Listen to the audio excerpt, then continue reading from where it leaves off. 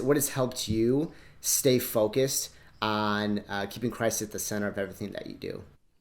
Yeah. Man, there's no substitute for relational depth with God and with his people, right? Um, there's no substitute for good spiritual disciplines that just remind you that keep you brushing up against the reality of who God is, and that your life is about his story and not your own. So learning to engage with God's word well on a daily basis has been huge for me. Practices of prayer that are kind of integrated with studying God's word on a daily basis has been helpful. And then, man, I've got friends and mentors who ask me the right questions, and just the conversations that I have with them keep bringing me back to the right place. There's a worship leader that I've served alongside. We get together twice a month for coffee early in the morning, and that's been great for me. I have a really close relationship with my pastor at the church where I lead worship now, and so relationships like that are just so important,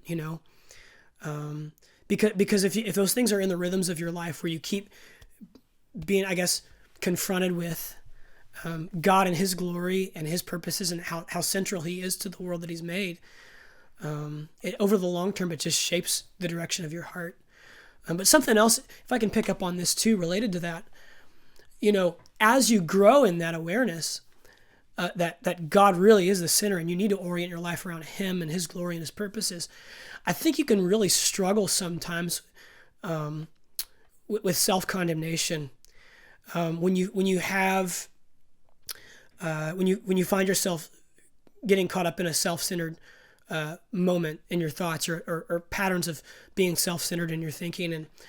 And for me, it's just really encouraging to know that God has in his plan for the world, he's purposed that his work is going to get done by people who are sinful and by people who fail.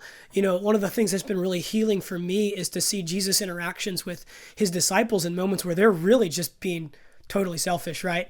There's moments in the Gospels, I can't remember chapter or verse, but where Jesus is having an interaction with his disciples, and they're fighting over who's the greatest.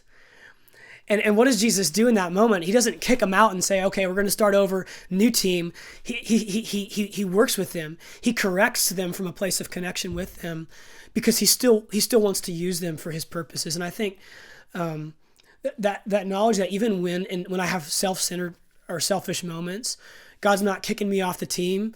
He's not going to go reassign me to some invisible place, but he wants to work with me where I'm at.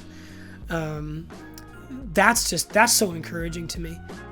Thank you so much for tuning in. If you enjoyed that episode, click here for the full unedited episode, and consider subscribing. It makes me very happy indeed. Peace.